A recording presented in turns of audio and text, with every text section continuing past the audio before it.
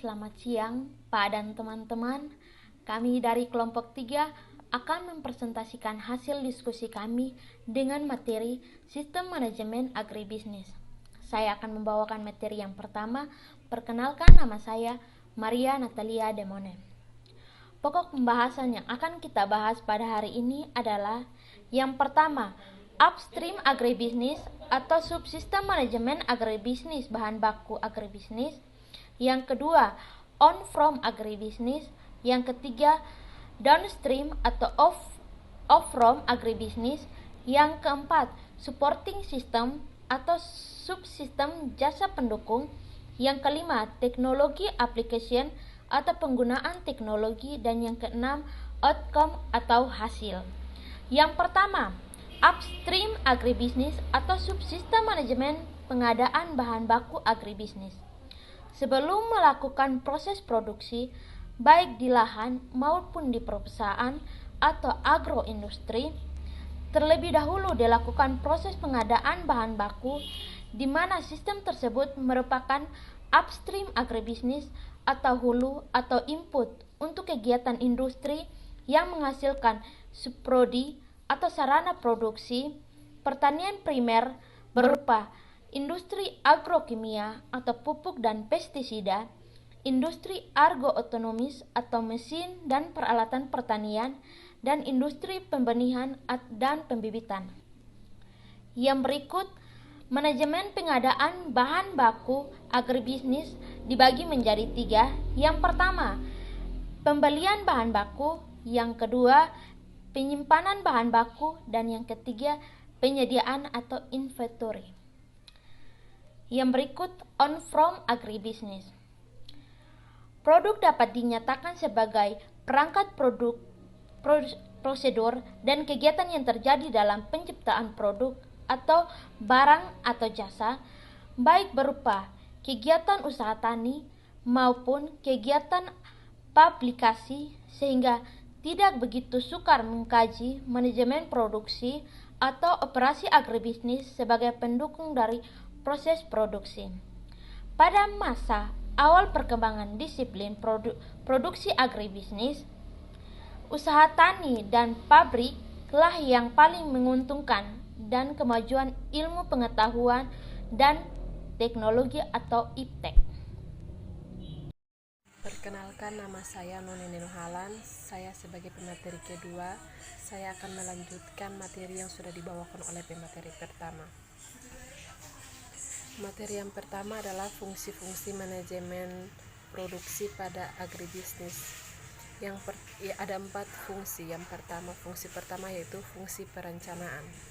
Fungsi perencanaan yaitu manajemen produksi agribisnis memerlukan perencanaan yang cermat dalam melakukan penanaman dalam usaha tani seperti usaha tanam pangan, hortikultural, perkebunan, serta pemeliharaan dalam suatu usaha peternakan dan kehutanan, serta usaha penangkapan dan budidaya ikan pada nelayan dan petambak.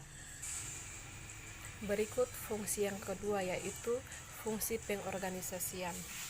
Fungsi pengorganisasian merupakan proses menciptakan hubungan-hubungan antara komponen-komponen organisasi agar kegiatan diarahkan pada perencanaan tujuan organisasi agribisnis tersebut. Komponen-komponen yang dimaksud adalah pekerjaan yang harus dilakukan oleh orang atau alat-alat yang dipergunakan untuk menjalankan pekerjaan.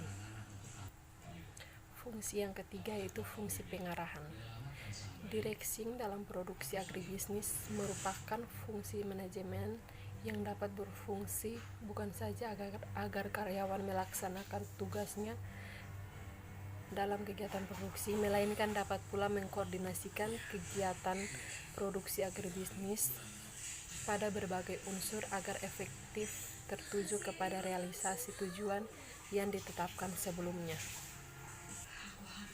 Fungsi yang terakhir yaitu fungsi pengawasan.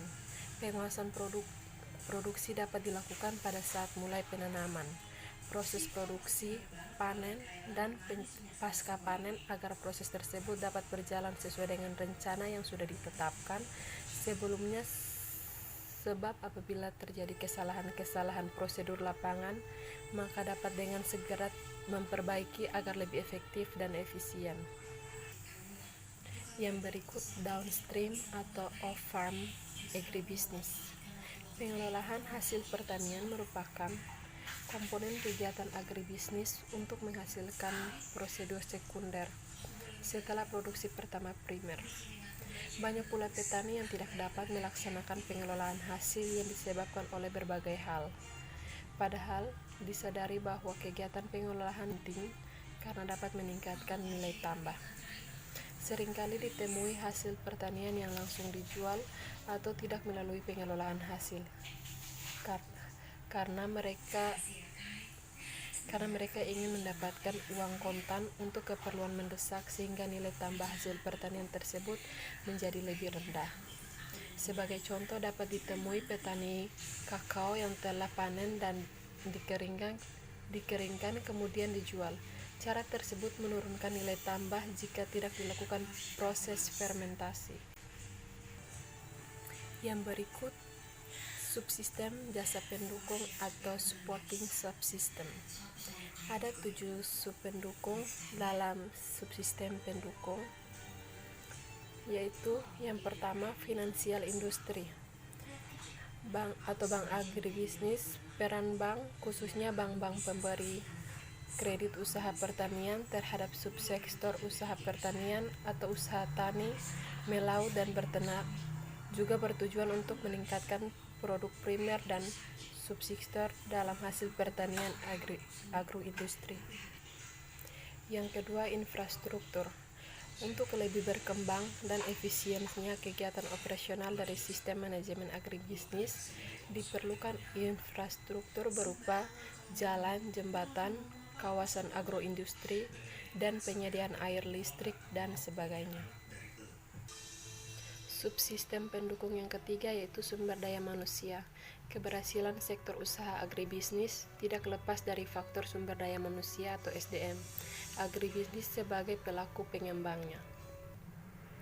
Subsistem yang keempat adalah sumber daya alam. Sumber daya alam merupakan unsur pokok bagi penunjang upstream agribisnis atau hulu atau input sebagai penghasil primer karena tidak dapat diatur oleh manusia sehingga penunjang tersebut hanya tergantung oleh sumber daya alam seperti iklim dan tanah. Yang berikut layanan informasi agribisnis. Layanan informasi agribisnis telah banyak menimbulkan dampak yang dalam terhadap kerumitan manajemen dan organisasi. Manajer sebagai pengambil keputusan pada dasarnya adalah pengelola informasi. Manajer agribisnis modern harus mengetahui bahwa kemampuan untuk memperoleh, menyimpan, mengelola, mengambil kembali, dan menyajikan informasi untuk suatu keputusan yang tepat adalah vital. Yang berikut konsultan dan penyuluhan pertanian. Konsultan dan penyuluhan pertanian harus diberdayakan dan dikembangkan untuk mengantisipasi perubahan-perubahan lingkungan yang mempunyai dampak luas terhadap produktivitas, efektivitas, dan efisiensi agribisnis. Yang terakhir adalah kebijakan pemerintah. Kebijakan pemerintah memegang peran yang sangat penting dalam mengatur dan menciptakan kondisi lingkungan sistem usaha agribisnis yang kondusif dengan menetapkan kebijakan-kebijakan mulai dari lingkungan sentralisasi sampai lingkungan desentralisasi. Baik, saya Aprandi Nafi sebagai pemateri yang ketiga. Materi yang berikut yaitu teknologi application atau teknologi aplikasi. Dalam perkembangannya, teknologi banyak mengalami inovasi-inovasi baru, dimulai dari ditemukannya mesin uap pada abad ke-18, peralatan Perang Dunia I dan II, sampai muncul teknologi canggih pada awal dekade 1980-an sampai sekarang. Seperti menurut Syed dan Intan, agroindustri, bioteknologi, birotika, rekayasa, material, telematika, teknologi medika, dan material baru. Yang berikut outcome atau hasil. Outcome merupakan hasil yang diperoleh dari konsumen yang dapat dijadikan sebagai feedback dalam pengambilan keputusan selanjutnya. Dapat berupa kepuasan konsumen serta nilai dan manfaat bagi pelanggan. Outcome dibagi menjadi 2 bagian, yaitu yang pertama, kepuasan pelanggan. Kepuasan pelanggan merupakan orientasi utama dari suatu perusahaan agribisnis dalam penerapan konsep pemasaran agribisnis.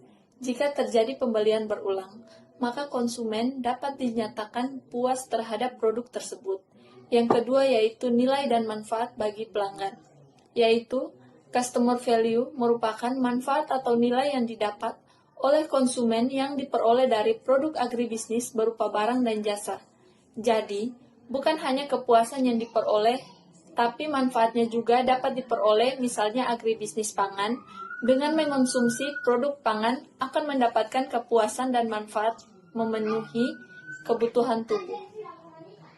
Yang berikut yaitu kesimpulan, yaitu perusahaan agroindustri terlebih dahulu dilakukan proses pengadaan bahan baku di mana sistem tersebut merupakan upstream agribisnis atau hulu input untuk kegiatan industri yang menghasilkan subprodi atau sarana produksi pertanian primer berupa industri agrokimia, industri agrootomotif, dan industri pembenihan dan pembibitan. Produksi hasil pertanian atau faktor produksi agribisnis.